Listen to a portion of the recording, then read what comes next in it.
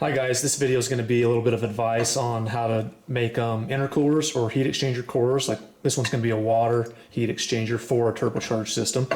And this video is made possible by Jay at Stedman Motorsports. He's the one that emailed me with the idea, and he sent me this sticker. So I'll go ahead and advertise this for him. I don't know if it's him or his buddies. They do sport bike turbo kits. So check them out. Quick tip before I forget about how to straighten out these little fins. They make fin straighteners. You can check those out if you want on Amazon or whatever. But I just prefer a little screwdriver like this, and then I've belt sanded and buffed this edge over so it's not sharp. And you can just go down in and zigzag back and forth, up and down, gently.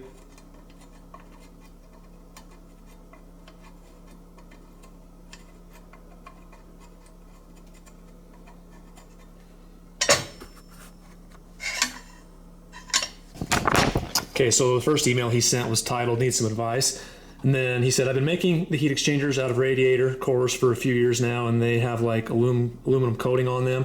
And I tried to remove it, but it's tough. The cross rolls are like 20 thousandths thick." So these are actually, I think he's talking about these cross rolls that the fluid goes through. They're actually 10 thousandths is all they are. So they're really, really thin. And the part that he's welding to is about 50 thousandths thick. So pretty thin stuff. It's pretty tricky to do if you don't know what you're doing. So from what I measured, if we're talking the same thing, they're 10 thousandths thick, and the cleaning arc will sometimes pierce the cross rows. So jump over to it, I guess. If I get too close when welding end tanks on the ends of the core. So first off, what I would do is when you're welding your end tanks on, if you're worried about that arc going anywhere but in your weld joint, you can just put a piece of aluminum here and block it. Make sure this is down tight. If this is moving around, it might arc and blow a hole through somewhere, even out here. So you can clamp this to it, or just make sure you got a good dead weight on it and you're not sliding it around. And that'll block your arc from shooting down in there. Or let me know your welder settings and exactly how you're shaping the tungsten. I think you already sent that to me, but if you shape it exactly how I explain on the website and then turn your balance up, make sure to clean your parts just right, you should have a more stable arc going to where you want it to and not wandering around. And then he says, "I'm trying to make the product better, not have to go back and weld up small pinholes here and there due to the aluminum coating getting in the flow of aluminum.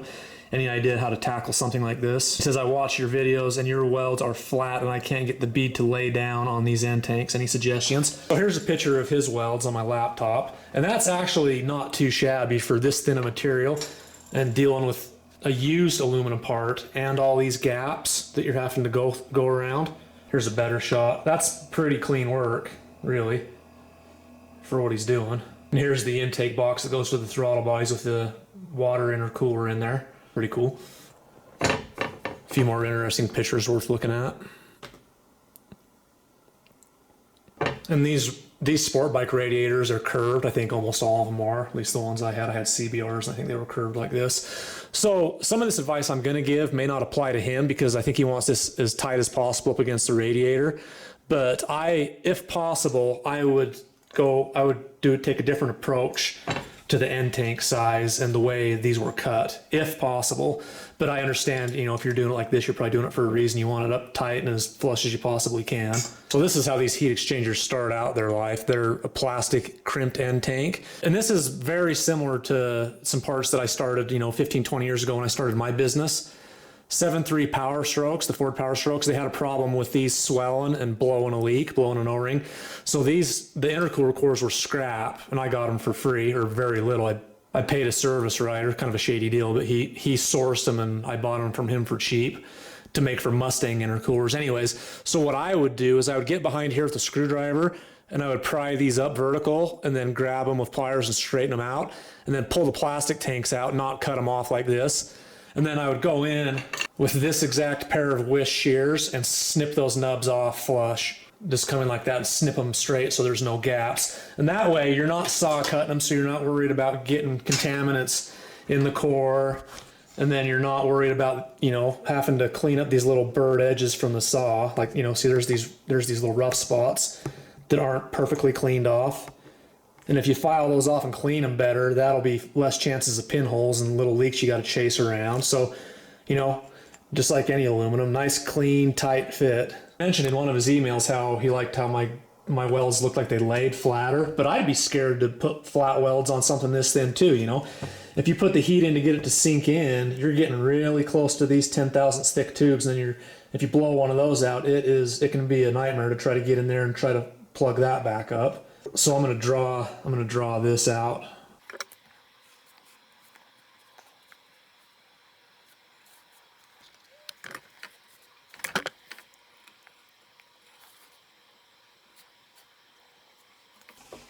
So he's welding his end tanks on like this. And normally, well, depending on the thickness of the sheet metal, on like an outside corner like that, you'd want to have it like an open joint like that, so you can fill it in. But with stuff this thin, I don't know that I'd be wanting to do this, because if you don't have some overlap, it's really easy for these two to chase apart from each other, and you blow through, and then you end up chasing a big hole and fighting it. So maybe on something like this, you know, stack it. Maybe that's how you're doing it, I don't know, but I would probably stack it like that and try to I would let it hump up. I wouldn't care about trying to get full penetration in. I'd put the thickness on the outside like this and let it hump up. Or if you have room, but like I said, you may not want to do this because you want them up as flush against the radiator as you can. But the way this came before you cut it apart, you know, it was a lot wider here where the end tanks were, and you're cutting it off right here.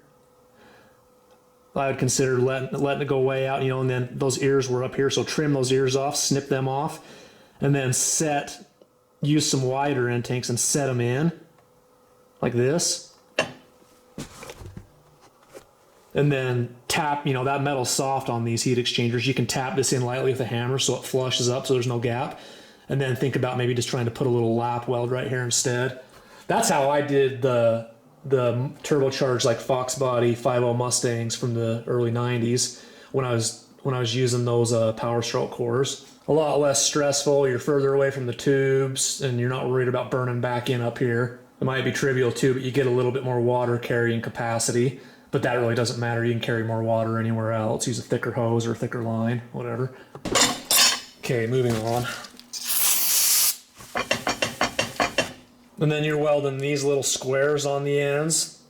That's tricky to do to make look really nice because of how thin and how little of mass this individual piece has.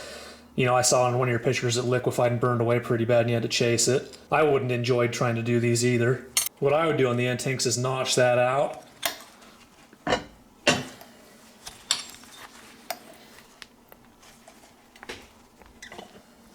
Lay those down flat and then just weld that and that. So the good thing about doing this is this mass is part of this too. So when you weld this, the heat's going to pull up and away from it. It's not going to overheat as quick. And then you can just tap that down with a hammer to close it up or cut it better than I did. You know, this is just for quick illustration purposes. And then obviously figure out your ideal swing length so you don't have to trim this afterwards. You know how this is hanging down a little bit. I'm just gonna go belt sand it real quick. So personally, I hate welding gaps on really thin aluminum. It's very tricky to make it look consistent. So you could get some like a little bit bigger than these. These are the only flat nose pliers I have, these little guys. But if you got some that were wider with a bigger handle, you can come in here, squeeze on these gently. You know, don't go down too far close to the tubes. Stay up towards the end. Or the cut surface, I mean, and lay those down flatter instead of having those big zigzags. I'm going to try clamping it in soft jaws and a vise. I don't know how good this is going to go. It'd be nice to have a little bit more width here so you're not up against the flow tubes. But this stuff's pretty gummy and soft. It bends pretty easy. I wouldn't be too worried about cracking it at all.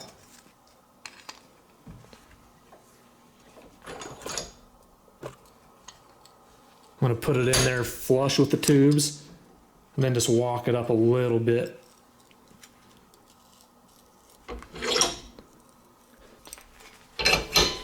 And clamp it down tight.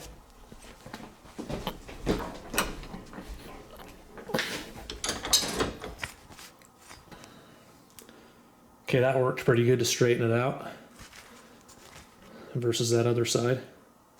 And I'm not sure how good you're prepping these before you try TIG welding them, but all these little burrs on the edge, you want to get rid of those too, because they do catch impurities from sawing them.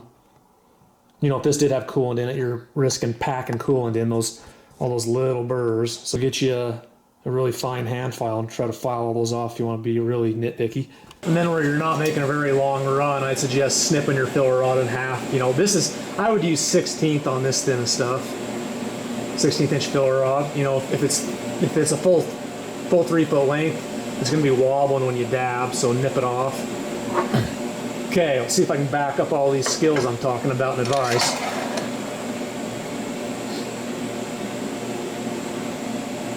Get nice and comfortable.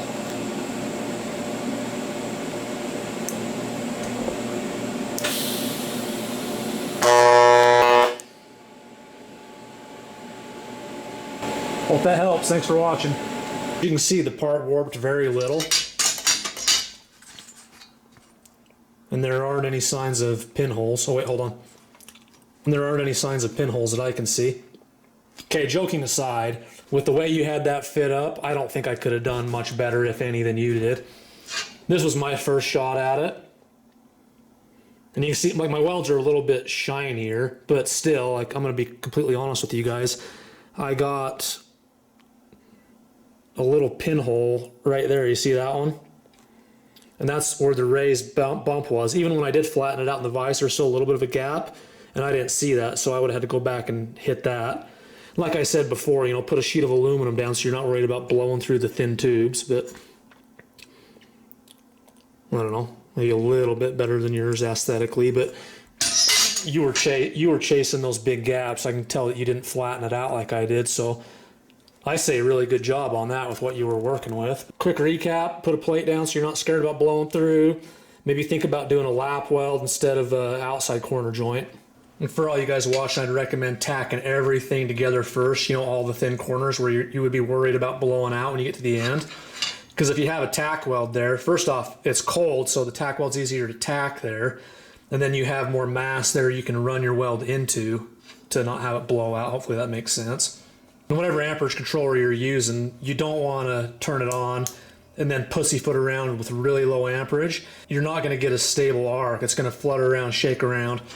No matter what machine you use and what settings and how you shape your tungsten, it's not going to be stable when it's down really low. So don't pussyfoot around, get up into the heat. I had this welder set at 50 amps and just I got up in, you know, where the arc stabilized real quick, and I ramped it all the way up to 50 amps and just left it on that the whole way until the end, and then I started ramping back off a little bit. Thanks for the idea, Jay.